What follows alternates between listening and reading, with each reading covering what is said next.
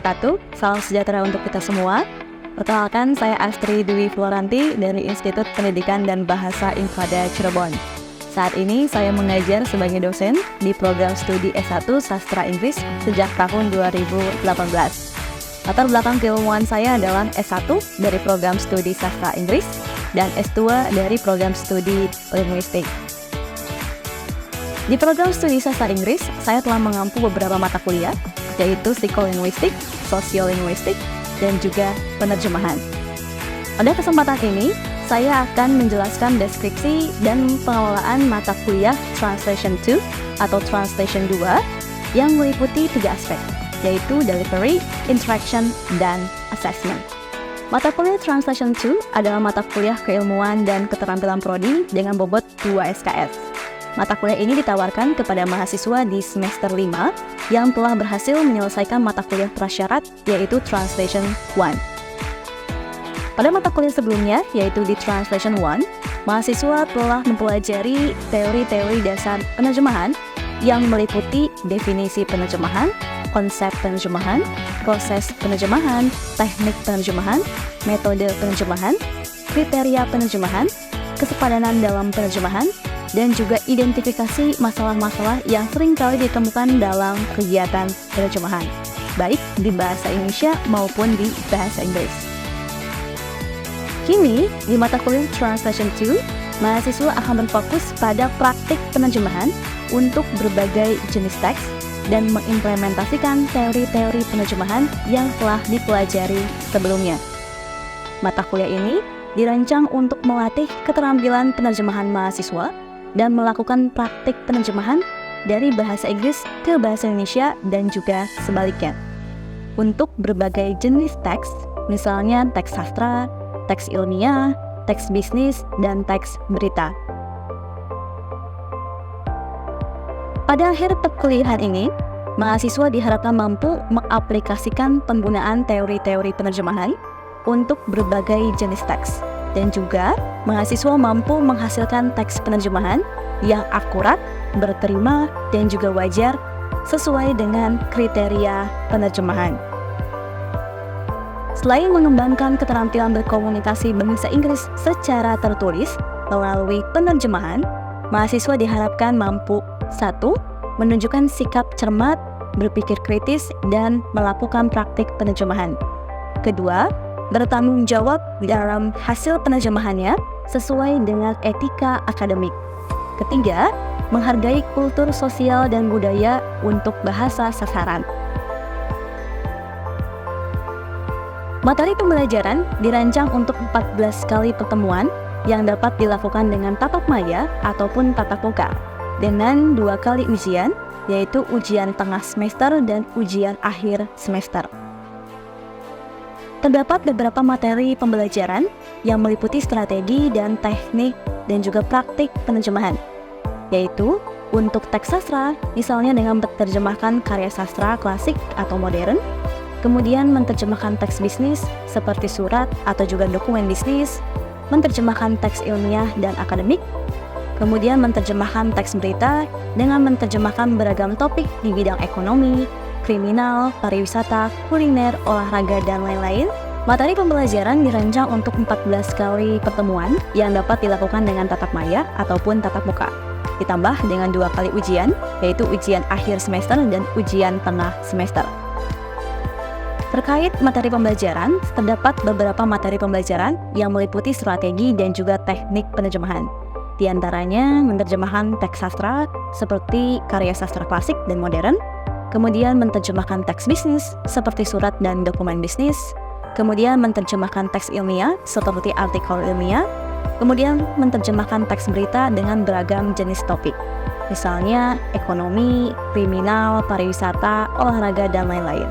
Kemudian juga akan dibahas tentang masalah-masalah penerjemahan yang akan ditemukan oleh para penerjemah, misalnya ketika menerjemahkan kata-kata yang bermuatan budaya ataupun kata-kata yang bermuatan idiomatis. Terdapat beberapa referensi yang digunakan, diantaranya adalah modul ajar dalam bentuk PowerPoint yang sudah disusun oleh dosen pengampu mata kuliah. Kemudian, ada beberapa buku referensi penerjemahan, diantaranya Jeremy Monday dan Rudy Hartono. dan juga jurnal-jurnal penelitian yang terkait penerjemahan diperkenalkan kepada mahasiswa. Sistem pembelajaran mata kuliah ini diprioritaskan dalam bentuk tatap muka, sehingga terdapat proses diskusi dan tanya jawab antara dosen dan juga mahasiswa, yang dilakukan secara langsung dan interaktif di kelas. Namun demikian, pembelajaran tatap maya diperbolehkan bila pembelajaran tatap muka tidak dapat terlaksana. Kemudian sistem pembelajaran juga didukung oleh platform digital berupa LMS dari kampus untuk mendistribusikan materi pembelajaran secara daring. Mata kuliah ini dapat disampaikan dengan menggunakan dua bahasa, yaitu bahasa Indonesia dan juga bahasa Inggris. Mata kuliah ini menerapkan pendekatan student-centered learning yang mengutamakan pengembangan kreativitas, kebutuhan, dan kepribadian mahasiswa, serta mengembangkan kemandirian dalam mencari dan menemukan pengetahuan. Sebagai fasilitator, materi biasanya disampaikan terlebih dahulu oleh dosen melalui metode ceramah, kemudian dilanjutkan dengan proses diskusi dengan mahasiswa. Lalu, bentuk pembelajaran berupa tugas terstruktur dilakukan dengan berbagai metode. Misalnya, kinerja mandiri untuk dapat mengasah keterampilan penerjemahan mahasiswa. Kedua, pembelajaran kolaboratif dalam grup diskusi untuk mengerjakan teks penerjemahan. Metode ini diharapkan dapat melatih kerjasama, komunikasi, tanggung jawab, dan berbagi tugas di antara para anggota kelompok mahasiswa. Ketiga, pembelajaran berbasis proyek. Biasanya dilakukan untuk menyelesaikan teks penerjemahan yang menghasilkan sebuah karya kreatif berbasis multimedia dan desain grafis yang telah dirancang oleh dosen pengampu mata kuliah. Sistem penilaian dalam mata kuliah ini merujuk pada pedoman akademik dari kampus Institut Pendidikan dan Bahasa Infada Cirebon yang menempatkan proporsi 1. Kehadiran atau presensi mahasiswa sebanyak 10%. Kedua, tugas mahasiswa yang dikumpulkan sebanyak 20%. Ketiga, keaktifan mahasiswa ketika proses diskusi di kelas sebanyak 15%. Kemudian, ujian tengah semester sebanyak 25% dan ujian akhir semester sebanyak 30%. Itulah deskripsi terkait mata kuliah Translation 2. Berikut adalah video pembelajaran yang dilakukan di kelas untuk materi Translation of Idiomatic Expression. Baik, Assalamualaikum warahmatullahi wabarakatuh. Waalaikumsalam warahmatullahi wabarakatuh. So, good afternoon everyone. Good afternoon. Okay, so how are you guys today? Fine. Okay. Okay, so it's great to see you again in this week, and thanks for joining the translation class today. Okay. Now we will explore another interesting topic to be discussed. Yeah, it is translation of idiomatic expression. Okay, so this topic is presented for the students to enhance your translation skills. Yeah, in one of the most common challenges in the translation studies. Ya, jadi topik ini dipresentasikan atau diberikan kepada teman-teman mahasiswa untuk meningkatkan kemampuan penerjemahan kalian ketika menghadapi salah satu tantangan yang paling sering ditemukan ya dalam praktik penerjemahan, yaitu ketika kalian nanti bertemu dengan ekspresi bahasa yang mengandung makna-makna idiomatik atau idiom. Tapi tidak hanya idiom sebetulnya. Ya, nanti ada slang, ada flow verbs atau peribahasa, dan bagaimana cara menerjemahkannya. Ya, ternyata idiom ini menjadi salah satu tantangan yang paling sering ditemukan oleh para penerjemah. Jadi nanti kita belajar bagaimana strategi penerjemahannya, baik dari bahasa Indonesia ke bahasa Inggris atau sebaliknya. Ya. Baik, sebelum kita memulai perkuliahan siang ini, silahkan Hamdani untuk memulai perkuliahan dengan memimpin doa terlebih dahulu. Baik teman-teman, sebelum kita mulai kegiatan belajar, mari kita sama-sama berdoa sesuai dengan kepercayaan masing-masing. Berdoa, mulai.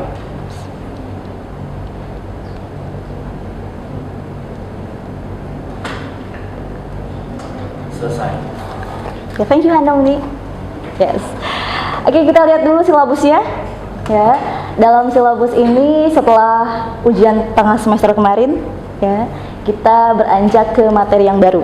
Ya, materinya tadi terkait translating of idiomatic expression. Dan tujuan perkuliahannya adalah mahasiswa mampu memahami dahulu ya apa itu ekspresi-ekspresi bahasa idiomatik, kemudian mampu mengaplikasikan strateginya ya, strategi untuk menerjemahkan ekspresi-ekspresi bahasa idiomatik tersebut. Oke, kita ada di pertemuan ke-8 dan juga minggu depan masih membahas topik yang sama. Okay. And we have 3 topics of discussion today. The first is to understand idiomatic expression and their types. Second, to discuss translation strategies of idiomatic expression. At last, yeah, we will have translation practice. Okay. Now I will remind you 3 points of assessment. Okay, don't forget to check your presence or attendance on SIACAD. Second, your active participation on the class during discussion, and the last is translation assignment. Okay. Now let's move on to the first step to understand idiomatic expression. Okay. Let's see an example, right? The first is a snake in the grass. Yeah. Meaningnya apa? To talk about someone who pretends to be your friends while actually harming you.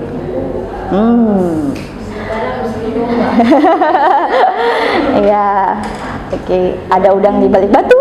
Ya, seperti itu. Atau add fuel to the fire. Okay. Make a bad situation worse. Okay. Or third, ya, bigger fish to fry. Have more important things to do. Okay. Dari ketiga contoh ini, ya, apa yang teman-teman bisa simpulkan dulu tentang karakteristik dari ekspresi bahasa idiomatik? Oke. Excuse me. Yeah, what's your name? My name is Aisyah. Okay, so Secara karakteristik, secara keseluruhan, idiomatik itu ungkapan yang memiliki makna tersembunyi atau makna yang tidak dijelaskan secara literal. Oke, maknanya tidak literal, artinya maknanya bukan harfiah begitu? Ya. Oke, kalau kita bandingkan dari ketiga contoh ini, ya, a snake in the grass, seekor ular di rerumputan, begitu ya. Kok tiba-tiba maknanya jauh seperti ini ya? Iya. Oke, atau tiba-tiba di nomor 2 menambah bensin ke api begitu ya. Tiba-tiba kita lari ke konteks ya, membuat situasi yang buruk menjadi lebih buruk begitu ya maknanya. Atau bigger fish to fry, ikan yang lebih besar untuk digoreng. Iya. Kok maknanya tiba-tiba punya sesuatu yang lebih penting untuk dilakukan. Ya. Okay. Nah, tadi sudah dijelaskan salah satu karakteristik yang paling penting dalam idiomatic expression adalah dari meaning. Okay. Meaningnya adalah they are a group of words that cannot be understood literally. Okay. Mereka adalah sekumpulan kata, jadi bisa dalam bentuk kata, frasa atau juga kalimat. Okay. Yang maknanya tidak bisa dipahami secara literal. Okay. Kemudian they contain of connotative meanings which are not expressed in their lexical item. Idiom seringkali punya makna konotatif yang berkaitan dengan kultur sosial dan budaya tertentu, ya, yang tidak terekspresikan dari makna-makna setiap elemen pembentuknya, ya. Kemudian selain meaning, ya, idiomatic expression itu dari segi bentuk kita bisa lihat no flexibility to change the form, tidak bisa dirubah-rubah, ya, oke, dirubah, ditambah atau diganti, tidak boleh. Oke. Nah, kita lihat contoh yang lain yaitu proverbs. Apa proverbs itu? Peribahasa dalam bahasa Indonesia. Oke. Kita lihat contohnya di sini. Sometimes he moved money from one account to another, robbing Peter to pay Paul. Kalau kita terjemahkan secara literal, ya mencuri dari Peter untuk membayar Paul. Iya, ini makna literalnya, ya. Tapi sebetulnya kalau dalam bahasa Indonesia, adakah makna idiom yang serupa? Gali lubang. Iya, ternyata ada, gali lubang tutup lubang. Iya. Maknanya sama, tapi bentuknya jauh beda. Iya. Kita tidak menyebutkan ada Peter, tidak menyebutkan Paul juga di dalam bahasa Indonesia. Betul kan?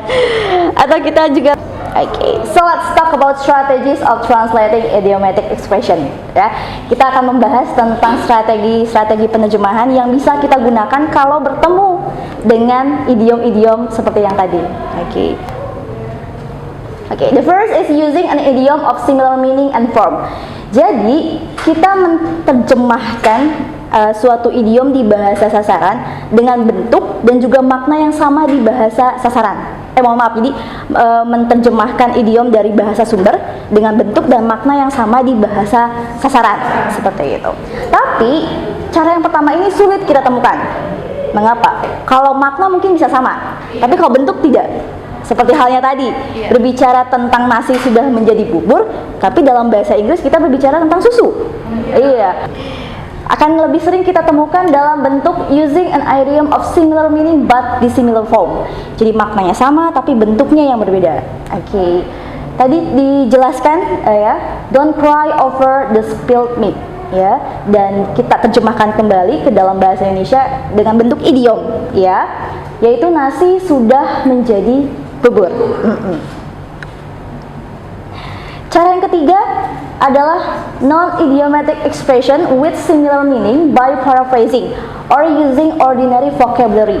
Yang berbeda dari teknik yang kedua tadi, kita menerjemahkan dari idiom ke bentuk idiom.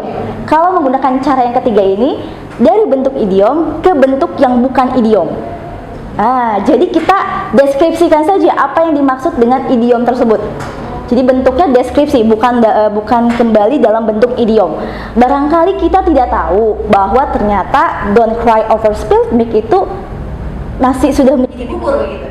Ya, jadi kalau kita tidak tahu atau pengetahuan kita terbatas, ya sudah, mudahnya adalah kita paraphrase saja atau deskripsikan saja apa yang dimaksud dengan idiom tersebut. Jadi awalnya idiom, ketika diterjemahkan ke bahasa target menjadi bentuk yang bukan idiom. Seperti itu ya. Kita lihat contohnya di sini, don't cry over the spilled milk, ya. Dan kita terjemahkan menjadi bentuk yang bukan idiom. Hal yang sudah terjadi tidak dapat dirubah kembali. Jadi kan bukan dalam bentuk idiom ya. Iya. Tapi kita terjemahkan makna dari idiom di bahasa sumber. Seperti itu. Atlas translation by omission. Kalau ini saya tidak sarankan. Mengapa? Karena dihapus. Jadi kita menghapus idiom di bahasa sumber, jadi tidak ada di bahasa target. Seperti itu ya. Apakah boleh atau tidak? Sebetulnya boleh, tapi tidak saya sarankan. Lebih baik dideskripsikan saja atau dideskripsikan menggunakan teknik yang ketiga tadi. Ya, jadi supaya makna yang ada di dalam bahasa sumber tidak hilang atau tidak tereduksi. Kita let's practice. Okay, so let's identify what kind of translation strategies applied by the translator. Silakan nanti teman-teman identifikasi strategi penerjemahan apa yang digunakan oleh penerjemah. Kita lihat contohnya. Daerah Ciputat kembali di dalam si jago merah. Oke. Ada dua rekomendasi penerjemahan. Ya. Yang pertama, Ciputat area is hit again by huge fire. Atau Ciputat area is engulfed by blazing inferno again. Oke. Kira-kira rekomendasi penerjemahan yang pertama ini menggunakan teknik apa? Dan yang kedua menggunakan teknik penerjemahan apa? Silakan. Target Inggris yang pertama itu yang Ciputat area is hit again by huge fire itu yang ketiga ya? Yang translation by paraphrasing. Oh Iya. Paraphrase. Ya, paraphrasing betul. Dari non-idiomatic expression, dari idiomatic menjadi non-idiomatic. Oh iya. Iya. Hasil yang pertama menggunakan teknik yang ketiga. Kenapa? Karena sesuai gitu, maksudnya jago merah kan misalkan di bahasa Inggris kan tidak tahu kan jago kan chicken merah berarti red, berarti chicken red kan tidak seperti itu kan, jadi kan diterjemahkan jadi ini tidak, karena tidak tahu jadi sudah saja diterjemahkan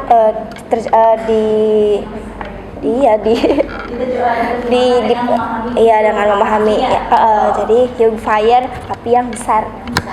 Jago merah itu apa? Kebakaran besar. Iya, kebakaran besar. Jadi kita bingung kan mencari idiom dengan makna yang sama di dalam bahasa Inggris. Apa kira-kira? Ya sudah, kita pilih tadi teknik yang ketiga, ya, non-idiomatic expression. Jadi kita jelaskan bahwa jago merah itu adalah huge fire atau kebakaran besar. berarti akurat? Akurat. Terima. Dan wajar. Ya, wajar dalam bahasa kasaran. Kalau untuk rekomendasi penerjemahan yang kedua? Yang kedua, oke. Berarti kita menggunakan using similar meaning but similar form. Berarti blazing inferno adalah sebuah idiom juga dalam bahasa Inggris. Maknanya sama, tapi bentuknya sayang sekali berbeda. Let's see. Hendrik dan Julian bagai bumi dan langit bersatu. Oke. Kita lihat rekomendasi yang pertama. Hendrik and Julian are completely like different persons. Second, Hendrik and Julian are like chalk and cheese.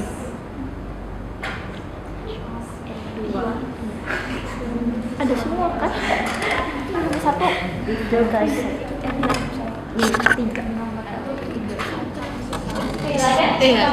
I think the target language one is translation using by paraphrasing, because bagai bumi dan langit kan itu ininya kayak benda. Terus yang kedua itu ditranslate jadi different person adalah sebagai bentuk orang, jadi berbeda sifat seperti itu. Yang nomor 2, I think it's translation by using similar meaning but dissimilar form. Oke. Apakah maknanya sama? I think yes. Yeah. Kira-kira apa yang dimaksud dengan bagai bumi dan langit? Apa makna idiomnya? Dua hal yang sangat berbeda. Sangat jauh berbeda. Iya. Bagai bumi dan langit. Iya. Saya bawaannya mau jadi lagi. Oke. Jadi bagi bumi dan langit itu menjelaskan sesuatu yang sangat berbeda. Completely different. Yes. Kalau menggunakan teknik yang kalau kita lihat di rekomendasi yang pertama, maka kita gunakan tadi translation by paraphrasing atau menjadi non-idiomatic expression. Ya. Kita deskripsikan apa yang dimaksud dengan idiom bagai bumi dan langit. Karena di sini menjelaskan bahwa Hendrik dan Julian adalah orang yang sungguh-sungguh berbeda. Berbeda sifat. Tetapi ternyata di bahasa Inggris ada idiom yang serupa atau punya makna yang sama, yaitu like chalk and cheese. Atau dalam bahasa Inggris atau idiom yang lainnya adalah comparing apples to orange. Nah, juga sama. Jadi kita ternyata dalam bahasa Inggris punya makna yang sama. Iya. Ya, sayang sekali bentuknya beda. Metafornya yang digunakan itu berbeda. Kalau di bahasa Indonesia bagai bumi dan langit, kalau bahasa Inggris apple to orange atau Like chalk and apple dengan tisu. Iya. Jauh Banget. Ternyata ya metafor yang kita gunakan sangat jauh berbeda. Yes. Ya, alhamdulillah maknanya tetap sama. Next, ya, hubungan antara Julian tidak power. Ini adalah cinta monyet. Kita lihat the relationship between June and Eric berubah. Mohon maaf ya. Real nonetheless, it is a case of puppy love.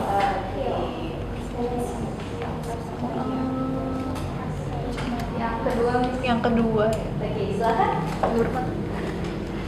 Karena yang di bahasa sumber itu kan cinta monyet, sedangkan kalau yang di bahasa target itu cinta anjing gitu. Monyetnya berubah jadi anjing.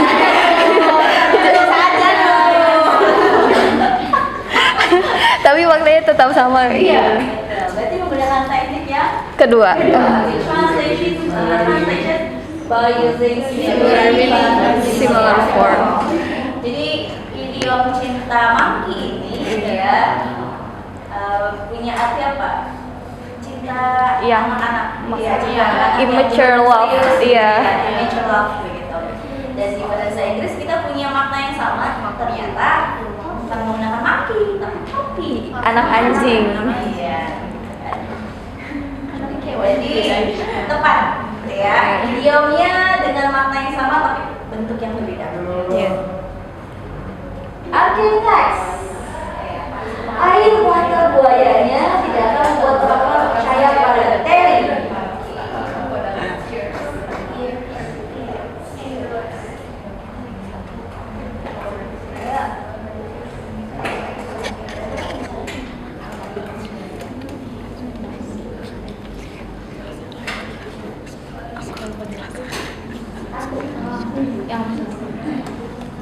Izin menjawab, Miss. Yang pertama itu masuk ke translation by using similar form, similar meaning but dissimilar form. Yang kedua itu masuk ke omission. Kenapa masuk ke omission? Karena air mata buaya itu kan means like fake tears, tapi di sini tidak ada kata palsunya, jadi hanya hard tears gitu. Jadi kalau hard tears kan bisa berarti air matanya itu sungguhan, dia menangis sungguhan. Sedangkan di sini maknanya itu dia menangisnya bohongan. Betul, lirik sekali. Iya. Di sini sebetulnya walaupun sama-sama diterjemahkan menjadi air mata, ya, tapi kita tahu bahwa air mata buaya itu kan maknanya ya fake tears, ya, air mata yang palsu. Tetapi kalau hard tears ini bisa jadi adalah air mata sungguhan, ya. Maka reduksi makna terjadi. Iya, jadi makna yang disampaikan di dalam bahasa sasaran itu jauh berbeda. Oke, walaupun sebetulnya mirip-mirip kan air mata, ya. Tetapi kalau kita jeli, ternyata ya itu sangat jauh berbeda. Jadi secara penilaian terjemahan bagaimana, akurat atau tidak? Tidak akurat. Berterima atau tidak? Tidak. Agak tidak berterima. Poinnya dua sih. Iya, tidak berterima. Tapi kalau dari aspek keterbacaan, Terbaca. ya terbaca. Betul ya. Kalau untuk nomor yang pertama, her crocodile tears. Crocodile.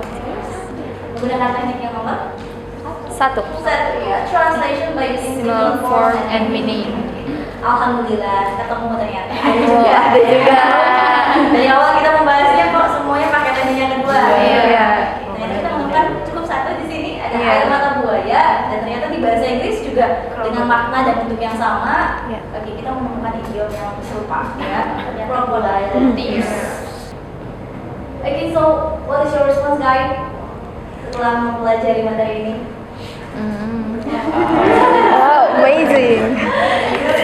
Oke, ya. Jadi ternyata kita mampu menjelaskan atau punya strategi ya untuk mengatasi tantangan tadi.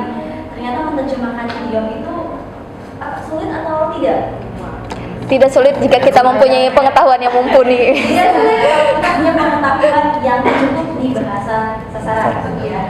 Tapi kalau kita tidak punya pengetahuan yang cukup tersebut, kita punya Opsi lain, ya. Dengan teknik yang ketiga tadi, yaitu Parafrase saja atau mendeskripsikan saja menjadi bentuk yang bukan idiom. Seperti itu, ya.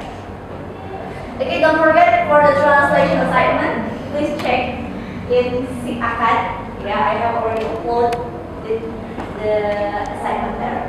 Okay, so thank you guys for today's meeting. I hope this topic is interesting for you. Okay, It's very interesting. Interesting, right? Yeah.